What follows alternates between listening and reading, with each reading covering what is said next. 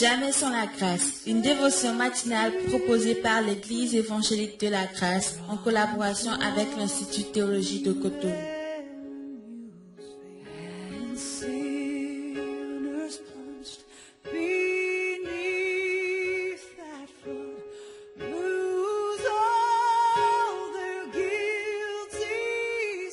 Bonjour, chers amis, chers internautes, nouvelle journée, nouvelle provision, bienvenue dans la dévotion de ce matin. Dieu Jésus, je te bénis, parce que encore une nouvelle semaine avec toi, et tu viens, Seigneur, nous remplir de ta présence, tu viens nous parler.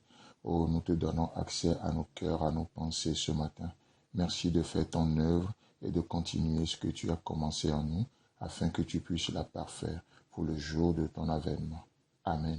Alors, chers amis, ce week-end pour nous, c'était un grand événement où nous avions célébré ou commémoré la Pentecôte, une fête extraordinaire pour nous chrétiens, en tout cas aujourd'hui, et c'était vraiment magnifique. On a vécu un super culte dans notre église à Cotonou, et ce matin, j'aimerais juste dans cette semaine nous parler un peu aussi de cet événement comme le Seigneur me l'a mis à cœur. Et là, ce matin, nous allons considérer un passage dans Actes chapitre 2, le premier verset où il est écrit. Le jour de la Pentecôte, ils étaient tous ensemble dans le même lieu. Amen. Oh, c'est beau, c'est merveilleux. Vous savez, la Pentecôte, c'est la deuxième des 3 grandes fêtes juives. Et c'est une fête traditionnelle en Israël. Et qu'est-ce que j'aimerais ressortir de la signification de cette fête aujourd'hui? Au départ, je disais que c'est une fête traditionnelle, la deuxième grande fête nationale en Israël. Mais ce qui est beau, ce qui est extraordinaire, qui m'a beaucoup marqué lorsque je pensais à cette fête ce matin, c'est de voir que lorsque Dieu rentre dans le naturel change. Dieu n'a pas institué une autre fête de Pentecôte. Dieu rentre dans ce qui existe déjà, ce qui peut paraître aux yeux des hommes naturels, ce qui peut paraître juste traditionnel, une fête traditionnelle juive qu'on a toujours célébrée, que nos pères ont toujours célébrée. Dieu choisit ce qui nous est habituel, ce qui est le quotidien des hommes. Dieu rentre dans ce quotidien pour le changer. Dieu dans le quotidien change tout. Dieu dans le naturel donne une portée surnaturelle et éternelle aux choses. Vous savez, dans notre dévotion de ce matin, une chose que j'aimerais nous dire, ce que tu as, c'est ce que Dieu te demande. C'est ce que tu as que Dieu te demande. Dieu ne te demandera jamais de lui sacrifier l'Isaac que tu n'as pas. Non, si Dieu demandait à Abraham de lui sacrifier Isaac, c'est que Abraham a cet Isaac. Oh, parfois notre Isaac est tellement beau, tellement majestueux à nos yeux qu'on pense que ça ne vaut pas la peine de le sacrifier. Dieu ne mérite pas cet Isaac. Mais vous savez, lorsque nous acceptons de passer l'épreuve de notre foi et que nous sommes prêts à sacrifier cet Isaac, qu'est-ce qui se passe? L'Isaac devient une source pour une descendance extraordinaire.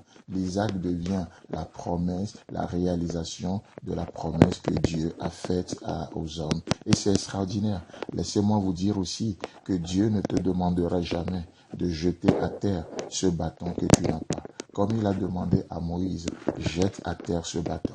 Et peut-être Moïse, en ce moment-là, ne voyait que juste une espèce de bâton. Et Moïse peut dire, mais ça n'a rien d'extraordinaire. C'est juste un bâton de pèlerin, de fuyard. Depuis que j'ai fui Pharaon, j'ai ce bâton pendant 40 ans dans le désert. Ça ne sert à rien.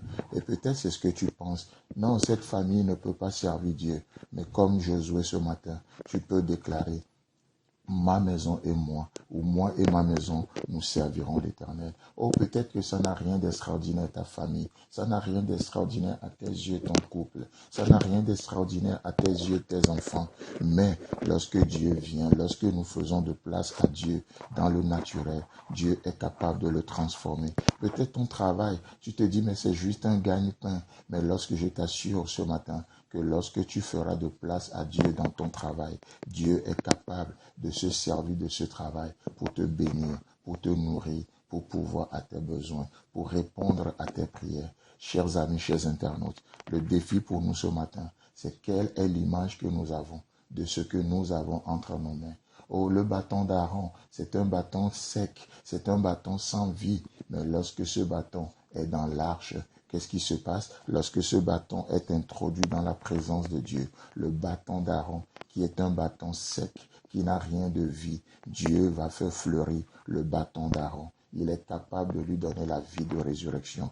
Aujourd'hui, peut-être que tu penses, oui, tu dis, mais mon couple n'a rien de particulier, ça ne marche pas, j'aimerais changer de partenaire. Laisse-moi te dire que Dieu veut rentrer dans ce qui est apparemment ne marche pas et Dieu veut faire éclater sa gloire. Dans ce qui ne marche pas dans tes enfants, Dieu veut une place et il est capable de changer, de faire éclater sa gloire. Tout comme Dieu se saisit de ce jour ordinaire, la Pentecôte, une fête agricole, une fête naturelle, une fête traditionnelle et Dieu va communiquer le divin. Que le Seigneur te bénisse, qu'il te fasse du bien et Dieu voulant, on se retrouve demain. C'est tout le temps que nous avons. Si vous avez aimé cette dévotion, parlez-en à vos amis. Parlez-leur du message de la grâce et de ce qu'il fait en vous. Pour un sujet de prière, une question ou plus d'informations, contactez-nous. Téléphone 64 88 35 87 ou 96 42